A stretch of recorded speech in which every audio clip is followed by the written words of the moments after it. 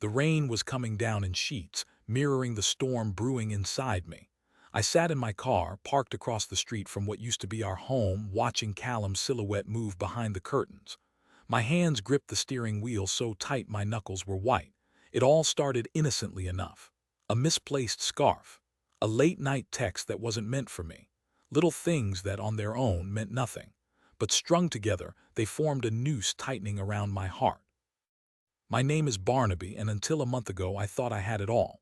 A loving wife, a beautiful home in Seattle, and a fulfilling career as a landscape architect. Callum and I had been married for 15 years. 15 years of laughter, shared dreams, and what I believed to be unwavering love. Then came the whispers. Colleagues at work noticed Callum seemed distracted, preoccupied. Friends mentioned seeing her at places she hadn't told me about. I brushed it off. I trusted her. Blindly, foolishly trusted her. The first real crack appeared when I found a receipt for an expensive dinner at the Golden Spoon, a restaurant Callum knew I hated. She claimed it was a business dinner with a client, but the date didn't match any of her scheduled meetings. When I confronted her, she became defensive, accusing me of being controlling and insecure. I backed down, telling myself I was overreacting, but the unease lingered. It gnawed at me, keeping me up at night. I started paying closer attention, noticing the subtle shifts in her behavior, the way she flinched when I touched her, the way she avoided eye contact, the way her phone was always glued to her hand. One evening, I decided to do something I never thought I was capable of. I checked her phone. It was unlocked, lying face down on the kitchen counter. My heart pounded in my chest as I scrolled through her messages. And there it was, a string of texts between Callum and a number I didn't recognize. The messages were explicit, intimate, filled with promises of stolen moments and secret rendezvous. The other number belonged to a man named Bertram, a colleague from her office. The world tilted on its axis. The blood drained from my face. I felt like I was going to be sick. 15 years, gone, just like that. I confronted Callum that night. I didn't yell, I didn't scream. I simply showed her the messages. Her face crumpled. She started to cry, begging for forgiveness. She claimed it was a mistake, a moment of weakness. She said she still loved me, that she wanted to make things right. But the words sounded hollow, empty. The trust was broken, shattered beyond repair. I couldn't look at her without seeing Bertram's face superimposed over hers. I moved out the next day, found a small apartment downtown, started the process of divorce. The pain was unbearable, a constant ache in my chest. I lost weight. I couldn't sleep. I was a shell of my former self. My friends rallied around me, offering support and advice. They told me to focus on myself, to move on, but I couldn't. The betrayal consumed me. I needed to know why. What had I done wrong? What was so lacking in our marriage that she felt the need to seek solace in another man's arms? I started digging. I spoke to Callum's colleagues, her friends, even her family. I pieced together a picture of Bertram. He was charming, charismatic, and known for his way with women. He had a reputation for sleeping his way to the top, using his relationships to advance his career. I learned that Callum had been feeling neglected, overlooked. She felt like I was more focused on my work than on her, that I wasn't paying her enough attention. I tried to understand, but it was hard. I had always worked hard to provide for us, to give her the life she deserved. Was that a crime? One evening, after weeks of wallowing in self-pity, I decided to take action. I couldn't let Bertram get away with this. He had destroyed my marriage, my life, and he needed to pay. I started by investigating his professional life.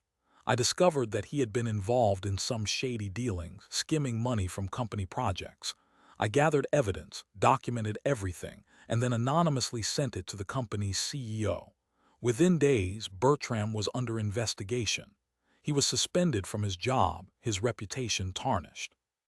It was a small victory, but it felt good to know that he was facing consequences for his actions. But it wasn't enough. I still needed to confront him face to face. I needed to look him in the eye and tell him what he had done to me. I tracked him down to a bar in the city center. I walked in, my heart pounding, and found him sitting alone at the counter, nursing a drink. He looked up, surprised to see me. "Barnaby," he said, his voice laced with fake sympathy. "I heard about you and Callum." "I'm so sorry, don't," I said, my voice trembling with rage. "Don't pretend you care. You knew exactly what you were doing. You destroyed my marriage," he shrugged. Callum was unhappy. I just gave her what she needed. What she needed, I repeated, incredulous. You manipulated her, used her to get ahead. You're a parasite, he smirked. Maybe, but she wanted me. You can't blame me for that. I lunged at him, grabbing him by the collar. I wanted to punch him, to beat him until he was a bloody mess. But I stopped myself. That's not who I am. Instead, I leaned in close, my voice low and menacing. This isn't over, Bertram. You may have won this battle, but the war is far from over. I walked away, leaving him sitting there, stunned. I didn't know what I was going to do next, but I knew I couldn't let him get away with what he had done. As the divorce proceedings continued, Callum became increasingly desperate. She begged me to reconsider, promising to change, to be the wife I deserved. But it was too late. The damage was done. I learned that Bertram had dumped her as soon as his career was threatened. She was alone, jobless, and facing the consequences of her actions. One day, I received a call from Callum's sister, Beryl. She told me that Callum was struggling, that she was depressed and suicidal. She asked me to talk to her, to offer her some comfort. I hesitated. Part of me wanted to turn my back on her, to let her suffer. But another part of me, the part that still loved her, couldn't bear the thought of her hurting herself. I agreed to meet her. We met in a park, a neutral ground. She looked terrible, her eyes red and swollen. She apologized for everything, admitting that she had made a terrible mistake. I never meant to hurt you, Barnaby, she said, her voice choked with tears. I was just so lost, so unhappy. I thought Bertram could make me happy, but I was wrong. I listened, my heart aching. I wanted to forgive her, to tell her that everything would be okay, but I couldn't. The wound was too deep. I don't know if I can ever forgive you, Callum, I said, my voice barely a whisper. But I hope you can find a way to forgive yourself. I left her there, sitting on the park bench, crying. I walked away, feeling a sense of closure, but also a deep sense of sadness. In the months that followed, I focused on rebuilding my life. I threw myself into my work, reconnecting with old friends and exploring new hobbies. I started seeing a therapist who helped me process my emotions and move on from the betrayal. One day, I received a letter from Bertram. He was facing criminal charges for his fraudulent activities. He was begging me to drop the charges, claiming that I was ruining his life. I smiled. Karma, it seemed, had finally caught up with him. I ignored his letter, letting the legal process take its course. As for Callum, I heard through Beryl that she was slowly getting her life back on track. She had found a new job, was seeing a therapist, and was trying to make amends for her mistakes. I don't know what the future holds for me. I may never fully recover from the betrayal, but I am determined to move on, to find happiness again. I have learned that trust is a precious gift, and that forgiveness is a long and difficult journey. But I also know that I am stronger than I thought, and that I am capable of surviving even the most devastating heartbreak.